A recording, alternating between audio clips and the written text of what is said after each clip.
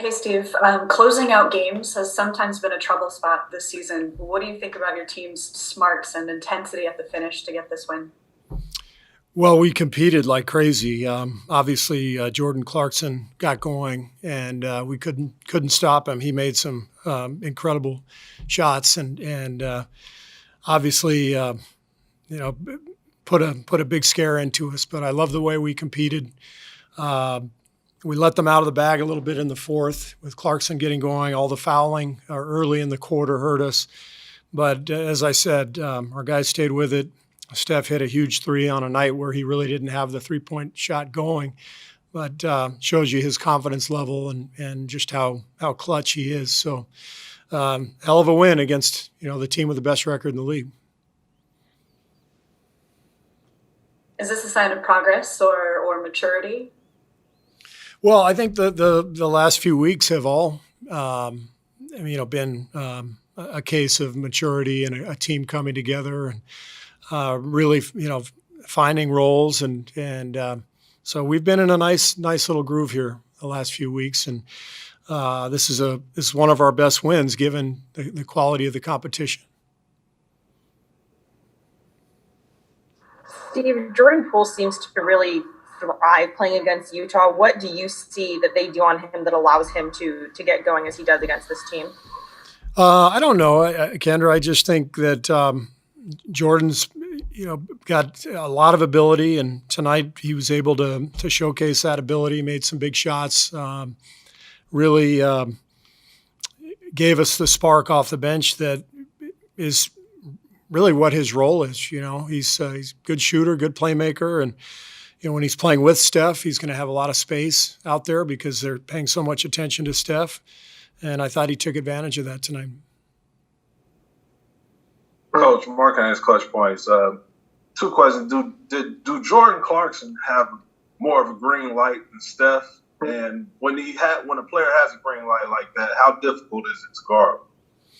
Well, there's a reason. He's probably going to win Sixth Man of the Year. Nobody has a greener light than Steph. The difference is, tonight Steph had three guys on him all night, and Clarkson was more in single coverage. They put a lot of pressure on you because they can all shoot.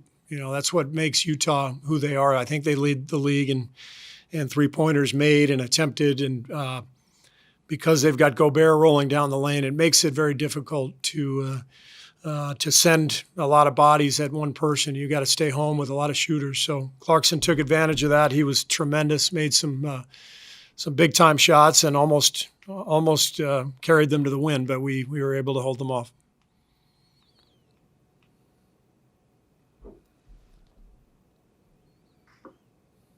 Steve, when you when you see Draymond, sometimes he'll miss a shot and throw his arms up, right? And you can see him kind of get frustrated. And other times he looks great at being aggressive. Do you have to talk to him about staying aggressive, or do you kind of just trust him to pick his spots and know when the moment is? No, sometimes I'll talk to him about looking for a shot or staying aggressive. I think these last couple of weeks in particular, he's been very aggressive. I haven't had to say anything to him. I think this is the best he's felt about his game in all season. I think over the last month, his offense has really come around, and all season long he's been the defensive player of the year in my mind. So he's had a great year, but the offense has really picked up here over the last few weeks. What do you think about Kevon Looney's unsung work maybe on the boards and defensively?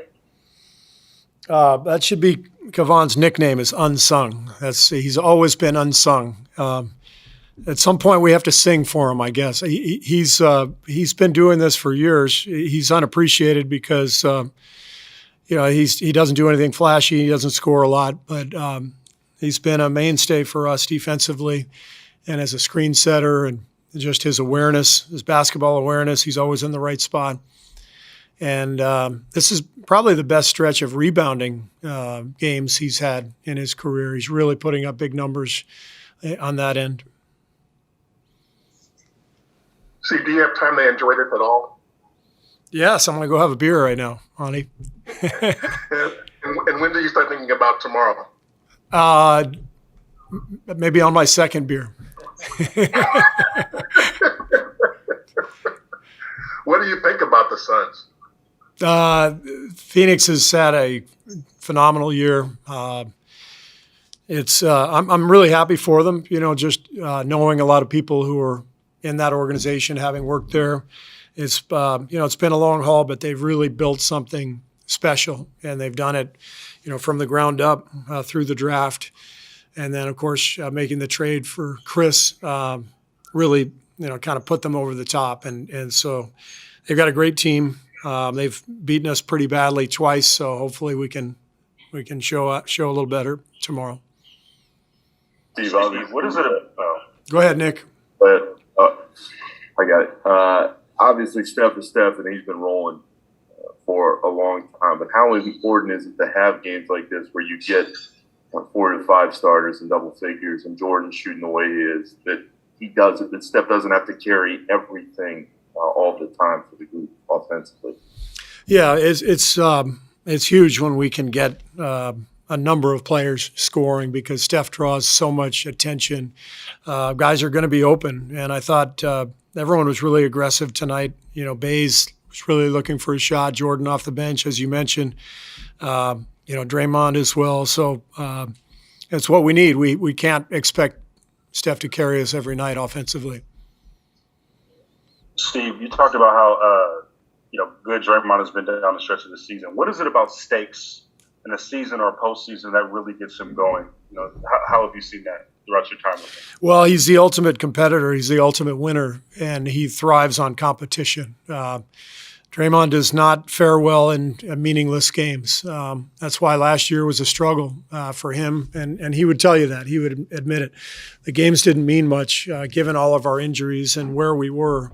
We weren't going anywhere. And this year has been so much fun for me as a coach to watch Draymond bounce back from last year. His leadership has been fantastic. His words in the locker room are so powerful. The guys have so much respect for him because they know what he's accomplished. And to me, this has been one of his best seasons. I know he's been an all-star and Defensive Player of the Year and all that, but given our team and Draymond's position with the team and the talent that we've lost over the years, to me, this is one of the best seasons of Draymond's career. You guys officially clinched a play-in spot. Is that nice to just kind of, I guess, check that box and not have to worry about, making sure you stay in, but now it's just positioning? Yeah, it's great to check the box, as you said, and now we've got to keep going and just try to finish as strongly as possible. Obviously, Memphis is right with us, and San Antonio is right behind us, so we got to keep winning. Steve, what do you notice defensively when Draymond and Juan are on the floor together? I think I've said this, but Juan is kind of a mini Draymond in a lot of ways, just with his brain, his versatility, his understanding of the game.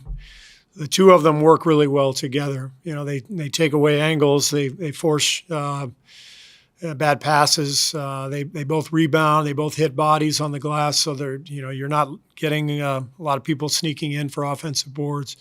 They really work well together. It's fun to watch.